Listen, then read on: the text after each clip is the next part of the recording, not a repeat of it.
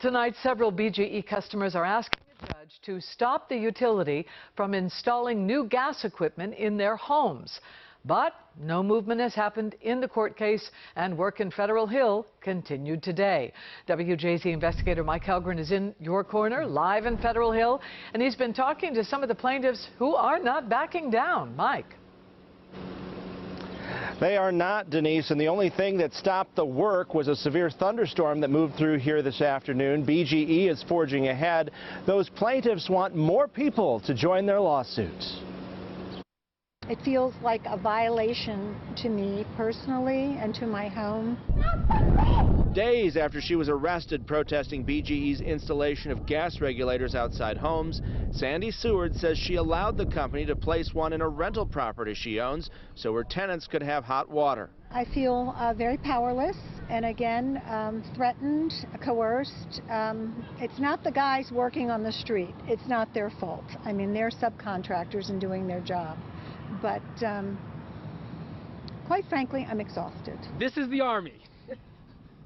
These are the folks that BGE is afraid is going to disrupt activity. The plaintiffs suing BGE hope a court will block the installation of the regulators. They believe they're ugly and unsafe. And the plaintiffs are not just from Federal Hill, where several were arrested in protests, but also Mount Vernon. We haven't received any notification from BGE. The first I personally heard about it was when I saw BGE workers on my private property.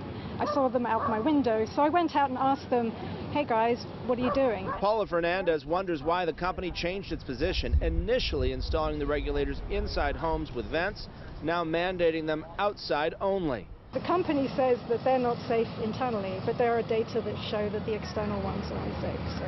BGE says external gas regulators are safer, that they provide easier access to first responders, and if they leak, the gas will escape outdoors and not build up inside homes. The company notes the resulting explosion could be catastrophic. We have asked BGE repeatedly to just take a pause. If they're so confident they're going to prevail in court, just take a minute to allow these homeowners to not have their gas cut off while there is pending litigation. And BGE representatives watched that news conference carefully today. They refute many of the points. They also believe they gave people proper notice who don't want those regulators before they cut off their gas. It'll ultimately be up to the court to decide. Reporting live in Federal Hill, Mike Halgren, WJZ. Mike, great coverage.